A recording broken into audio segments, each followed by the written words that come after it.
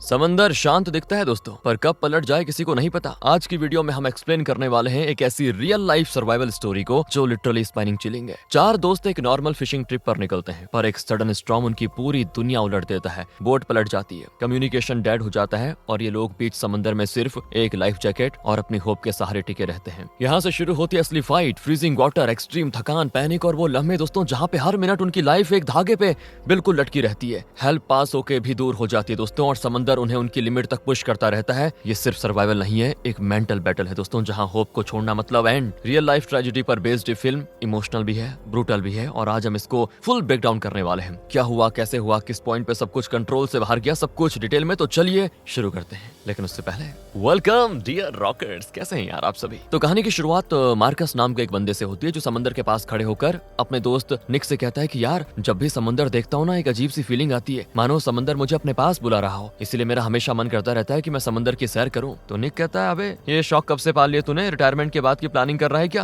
ये सुनकर मार्कस भी हंसने लग जाता है और फिर बातें करते करते दोनों वहां से जिम आ जाते हैं। यहाँ इनकी मुलाकात दोस्तों एक और दोस्त कोरी से होती है। मार्कस और कोरी दोनों रग्बी के एक प्रोफेशनल प्लेयर्स हैं, तो ये दोनों एकदम हार्ड जिम कर रहे होते हैं, जो बेचारे निक के बस की बात नहीं है क्योंकि वो नया नया है जिम में, लेकिन हाँ वो उनकी हेल्प जरूर करता है। इन तीनों ही दोस्तों का एक खास डायलॉग है जो मुश्किल वक्त में उनको हमेशा हिम्मत देता है। उन्हें जब भी हिम्मत चाहिए होती है ना किसी काम को करने के लिए, तो पहला दोस्त कहता है कि आई गेट स्ट्रॉन्ग, तो दूसरा दोस्त इसका जवाब देते हुए कहता है कि यू गेट स्ट्रॉन्ग, और फिर तीनों एक साथ कहते हैं कि वी गेट स्ट्रॉन्ग। ये डायलॉग हमेशा तीनों को हिम्मत देता रहता है दोस्तों। इनका एक और दोस्त भी है जिसका नाम है विल, वो भी यही डायलॉग कहता है और चार दोस्तों की एकदम से ये परफेक्ट जोड़ी होती है जो हमेशा मस्ती मजाक और घूमने फिरने एक जगह पे जाया करते हैं। अब आज रात की बात है, मार्कस ने सभी दोस्तों के लिए बारबेक्यू पार्टी रखी होती है, इसलिए पार्टी में चारों दोस्त आ जाते हैं। विल जब आता है तो थोड़ा सा उदास लग रहा होता है, तो बाकियों के पूछने पर वो कहता है कि यार आज काम से निकाल दिया गया हूँ, ये कहते हुए कि कंपनी का प्रॉफिट कम हो रहा है और मेरे साथ और भी कई सारे एम्प्लॉयज को निकालने वाले हैं, वो बहुत मूड खराब हो गया यार। तो तीनों दोस्त उससे कहते हैं कि फिक्र क्यों कर रहा है, हमें पता है तेरा मूड कैसे ठीक करना है, चल फिशिंग करने चलते हैं अपनी फेवरेट जगह पे जो कि समंदर के बीच है। ये सुनकर विल भी इसके लिए मान जाता है क्योंकि थोड़ा थ्रिल करने का मन कर रहा था उसका। सारे दोस्त सुबह सुबह निकलने वाले होते हैं क्योंकि जहाँ वो जा रहे हैं दोस्तों वो एरिया समंदर से काफी दूरी पर मौजूद है, वहाँ बेस्ट मछलियाँ होती है। मतलब जाने से पहले विल सभी के लिए सैंडविच वगैरह बना लेता है क्योंकि फिशिंग में सुबह से शाम हो सकती है, इसलिए खाने पीने का बंदोबस्त लेकर सही रहेगा। निक तो एक लाइफ सेवियर जैकेट पहन लेता है। बाकी दोस्त उससे कहते हैं कि यार ये क्या पहन लिया, कैसा लग रहा है। अरे हम फिशिंग पे जा रहे हैं, कोई रेस्क्यू मिशन पे थोड़ी। लेकिन निक कहता है कि माँ का दिया हुआ है यार, माँ ने बोला है इसको पहन के जाना, तो अब जाना पड़ेगा ना। तो बाकी दोस्त भी कहते हैं कि हाँ अगर माँ ने दिया है तो फिर ठीक है। इसके बाद मार्कस और निक अपनी अपनी फैमिली को बाय कहते हैं क्योंकि इन दोनों की शादी हो चुकी है, बाकी की नहीं हुई है। मार्कस की बेटी और पत्नी उसको जाने तो नहीं देना चाहते, लेकिन क्या करें, उनको थोड़ी अजीब सी फीलिंग आ रही होती है। लेकिन मार्कस कहता है कि फिक्र मत करो, पहली बार थोड़ी ना जा रहा हूँ, सब ठीक हो जाएगा। लेकिन उसको क्या पता था दोस्तों कि आगे जो होने वाला है वो पहली बार ही होगा, सभी के लिए बहुत ही ज्यादा दर्दनाक। अब विल मार्कस से कहता है कि यार रेडियो वगैरह तो साथ में रख लो ना, भगवान ना करे कोई इमरजेंसी आ गई तो रख लो। जिस पर मार्कस कहता है कि यार इतना भी क्या डर रहे हो तुम लोग, कुछ नहीं होगा, हम फिशिंग करके शाम को वापस आ जाएंगे आराम से, बस हाँ फोन साथ में रखना है तो रख लो। इसीलिए दोस्तों सभी अपना अपना फोन एक बैग में डालकर निकल पड़ते हैं समंदर के बीच फिशिंग करने। लेकिन उनके जाते ही न्यूज में बताया जाता है कि समुद्र की ओर एक बहुत ही बड़ा तूफान बढ़ रहा है, इसलिए बेहतर होगा कि कोई भी समंदर में फिशिंग करने ना जाए। अब ये सुनते ही निक की माँ घबरा जाती है, वो तुरंत उसको कॉल करने की कोशिश करती है, लेकिन बोट में मस्त गाना बज रहा होता है और सभी फिशिंग करने में बिजी होते हैं, तो कोई भी फोन नहीं उठा पाता। और जहाँ पर ये चारों फिशिंग करते थे ना वो जगह भी सबसे करीबी जमीन से बहुत दूर है, मतलब उसके आसपास कुछ नहीं, मतलब बोट से भी 1 घंटे का टाइम लगता है जमीन में वापस आने का दोस्तों, और वहां से इमरजेंसी में तैर कर आना इम्पॉसिबल। निक बेचारे की तबीयत तो खराब होने लग जाती है, उसको वॉमिट जैसा फील हो रहा होता है मोशन सिकनेस की वजह से, इसलिए कोरी उससे थोड़ा बातें करता है, उसका ध्यान भटकाने की कोशिश करता है, तब जाके निक को थोड़ा अच्छा फील होता है दोस्तों। अब काफी देर फिशिंग करने के बाद उनको मौसम थोड़ा बिगड़ता हुआ नजर आता है। सभी दोस्तों का विचार होता है कि अब हमें चलना चाहिए, इसीलिए ये सभी अपने एंकर को ऊपर उठाने की कोशिश करते हैं ताकि यहाँ से निकल जा सके। लेकिन समंदर के नीचे एक जहाज का मलबा पड़ा हुआ था और उसी में एंकर जाके अटक जाता है। चारों दोस्त एंकर को जितनी ताकत से ऊपर खींचने की कोशिश कर रहे होते हैं वो उतना ही ज्यादा फंसता चला जाता है, इसलिए ये लोग बोट का मोटर चालू करके रफ्तार एकदम से तेज कर देते हैं ताकि बोट एंकर से बाहर आ जाए। इससे होता यह है कि बोट एक तरफ ज्यादा झुक जाती है। अभी तक तो ठीक था, लेकिन मुसीबत तब बढ़ती है दोस्तों जब एक तेज लहर उनकी बोट से टकराकर उसको सीधे पलट देती है। और अब ये चारों समंदर में आ चुके थे, लेकिन तब भी वो पैनिक नहीं करते, अपने आप को संभालते हैं और बोट को सीधा करने की कोशिश में होते हैं, लेकिन वो सीधी होती ही नहीं। कोरी एंकर की रस्सी को मोटर के ब्लेड से काट देता है बिल्कुल कि कम से कम अब तो बोट सीधी हो जाए, लेकिन तब भी वो सीधे होने का नाम नहीं ले रही थी। चारों के दिल की धड़कनें बहुत तेज हो जाती है। एक दूसरे की आंखों में खौफ और घबराहट को देखकर ही समझ आ रहा था कि समंदर उनके लिए कितना बेरहम साबित हो सकता है। मौसम और तेज हो जाता है, बादलों का रंग काला हो जाता है और तूफान उनके बिल्कुल करीब आ चुका था। लहरें उन्हें चारों तरफ से उछल उछल के घेर रही थी, लेकिन फिर भी वो हिम्मत बांधे हुए थे। इधर निक की पत्नी घर पर न्यूज देखकर घबरा जाती है। तूफान और समंदर की खबर सुनकर उसके हाथ कांप रहे होते हैं। वो बार बार निक को कॉल लगाती पर एक भी बार कॉल नहीं लगता, क्योंकि जिस जगह पे वो चारों समंदर के बीच मौजूद हैं वहाँ सिग्नल है ही नहीं दोस्तों। वहीं चारों लोग कहते हैं कि हमारी सारी जरूरत की चीजें बोट में थी, जैसे खाने पीने की चीजें, फोन, लाइफ जैकेट और फ्लेयर वगैरह। हमें वो चीजें ऊपर लानी होंगी, लेकिन ये करना भी तो आसान नहीं था दोस्तों।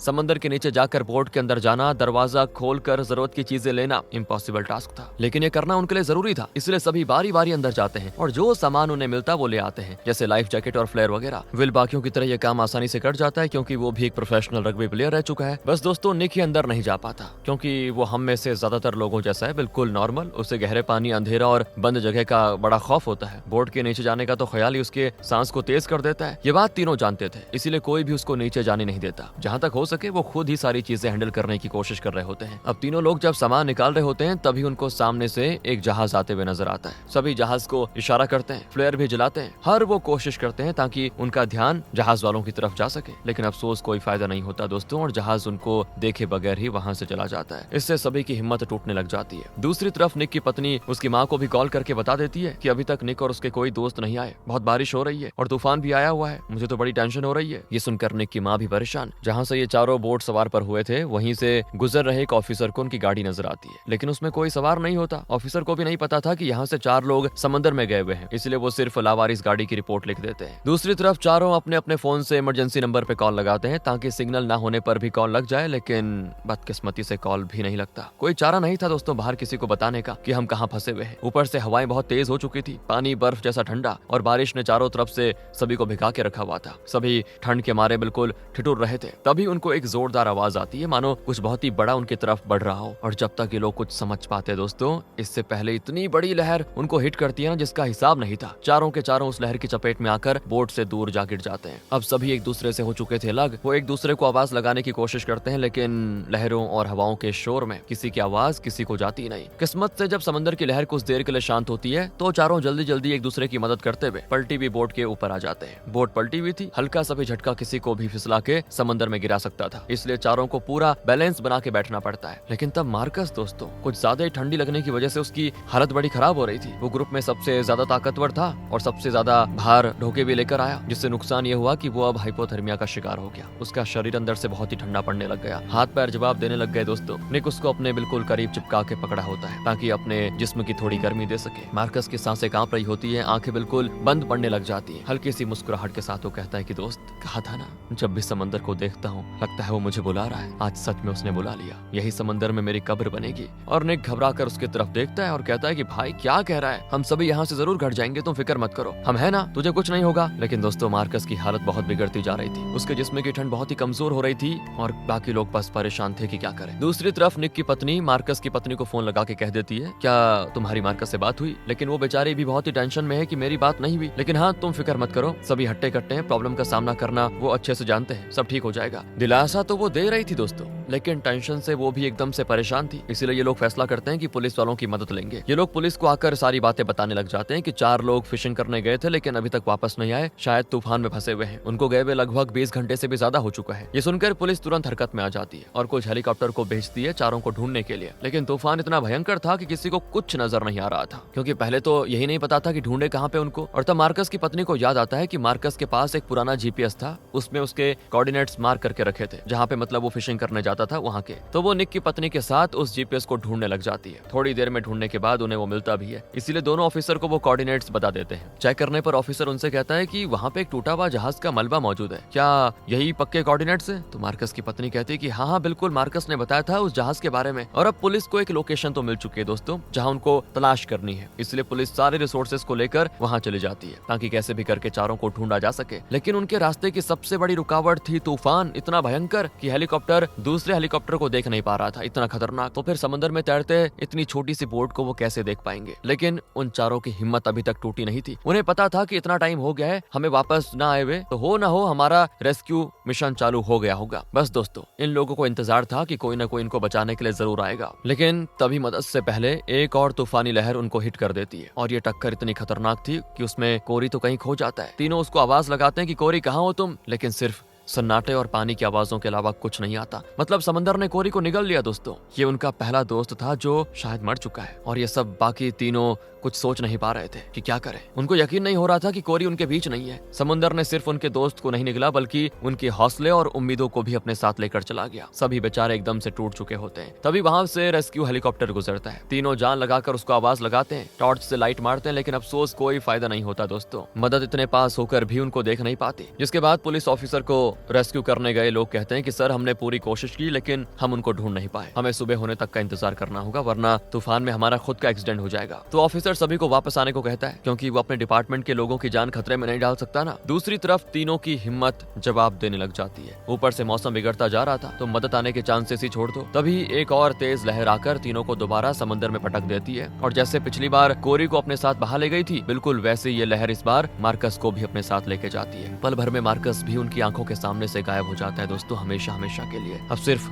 दो दोस्त ही बाकी रह गए थे, बाकी दोनों अपनी जान को खो चुके थे। निक और विल भी समझ जाते हैं कि बस हमारा अभी बचना मुश्किल है, अभी नहीं तो थोड़ी देर के बाद हम भी ऐसे खो जाएंगे कहीं। टूटे हुए दिल और कांपते हुए जिस्म के बावजूद दोनों एक दूसरे की हिम्मत बढ़ाने की कोशिश में लगे हुए थे कि सब ठीक हो जाएगा, सब ठीक हो जाएगा, सुबह होने वाली है, जैसे उजाला होगा मदद जरूर आएगी। उम्मीद बहुत कम होती है लेकिन उस अंधेरे समंदर में ये छोटी सी उम्मीद ही दोस्तों उनको जिंदा रखने के लिए काफी थी। बड़ी मुश्किल से उजाला तो होता है पर उन्हें मदद से पहले कुछ और चीज दिख जाती है जो होती है शार्क। वो बोट के चारों ओर मंडराती है क्योंकि बोट के नीचे खाने पीने की चीजें रखी हुई थी, उसी को स्मेल करके शार्क्स यहाँ तक आ गई। ये देखकर निक और विल दोनों डर जाते हैं कि क्या करें। उन्हें उनकी मौत बहुत ही करीब नजर आ रही थी और शार्क्स बोट के नीचे जाकर सारे खाने के सामान पे दांत मारती है। इससे इन दोनों को टाइम मिल जाता है बचने का। पर गड़बड़ी ये हुई थी दोस्तों कि बचा कुचा सारा सामान अब समंदर में बह चुका था। अब अगर हिम्मत करके ये दोनों बोट के अंदर जाकर खाने का सामान लेने की कोशिश भी क्यों ना करे ना, तो खाना नहीं मिलने वाला क्योंकि है ही नहीं। अब इनको भूखे ही रहना होगा न जाने कब तक। तो विल निक से कहता है कि भगवान पे भरोसा रख यार, हमें जरूर बचाने कोई आएगा। लेकिन निक तो सीधे कह देता है कि अब भरोसा खत्म हो चुका है मेरे भाई, अगर भगवान को बचाना होता ना तो ऐसी मुसीबत में डालते ही नहीं। अरे कौन सा मैं खुशहाल जिंदगी जी रहा था, पहले से सारी परेशानियां थी, अब तो जिंदगी दांव पे लगी हुई है। विल के पास भी इसका कोई जवाब नहीं होता कि क्या कहे। दोनों एक दूसरे को दिलासा और उम्मीद देने के अलावा कुछ कर नहीं सकते थे। अब निक कहता है कि भाई एक आइडिया है, हमें एक दूसरे को बोट से बांध लेना चाहिए क्योंकि हमें नहीं पता कि कब कौन सी लहर हम दोनों को अलग कर दे। तो एंकर वाली रस्सी निकाल कर ये दोनों पहले तो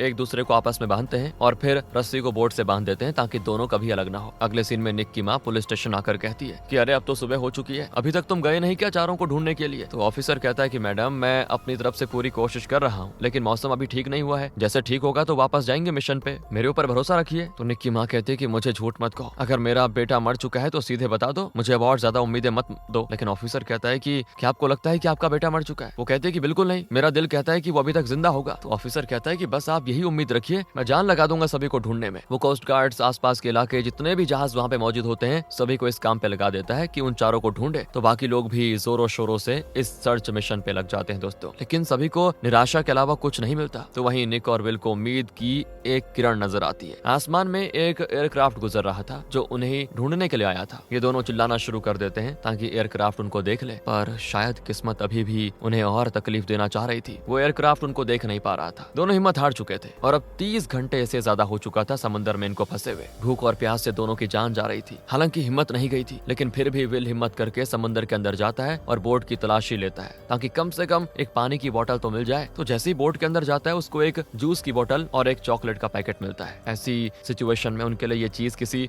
5 स्टार होटल की मील से भी ज्यादा अच्छी थी दोस्तों। दोनों शेयर करके थोड़ा थोड़ा खाते हैं। पर तब विल की नजर उस ओर जाती है जहां हल्की सी झलक उसको नजर आ रही थी एक आइलैंड की। मतलब बोट तैरते तैरते किसी आइलैंड की ओर जा चुकी थी। विल की खुशी का ठिकाना नहीं रहता। वो निक को भी इसके बारे में बताता है लेकिन निक कहता है कि आइलैंड नजर तो मुझे भी आ रहा है, लेकिन कहीं ऐसा तो नहीं कि हम भ्रम कर रहे हो, हमें भ्रम तो नहीं हो रहा। लेकिन विल बताता है कि नहीं भाई, एक जैसा भ्रम दो आदमियों को कैसे हो सकता है, इसलिए ट्राई करके देखते हैं, क्या पता सामने वहाँ पे आइलैंड हो तो हम बच जाएं। दूसरा कोई चारा न होने पर ये दोनों रस्सी खोलकर बोट से अलग होते हैं और सीधे आइलैंड की ओर निकल जाते हैं। अब जान तो उनके अंदर बची नहीं थी तो जितनी भी थी उसके सहारे आगे बढ़ रहे होते हैं। लेकिन थोड़ी दूर आने के बाद उनको एहसास होने लगता है कि शायद वहाँ पे कोई आइलैंड है ही नहीं, ये सिर्फ उनका भ्रम था। सोचते हैं कि वापस चलना चाहिए। दोनों तुरंत फिर से बोट की ओर जाते हैं, जहाँ बोट तक वो दोनों पहुंच तो चुके थे, पर अब जो थकान उनको हो रही थी ना, उसका कोई हिसाब नहीं था। अब अगर कोई रेस्क्यू हेलीकॉप्टर ना आए तो बस ये गए काम से। विल अब अपनी हिम्मत हारने लग गया था। वो निक से कहता है कि तुझे पता है, एक लड़की थी जिससे मैं प्यार करता था। उसने कहा कि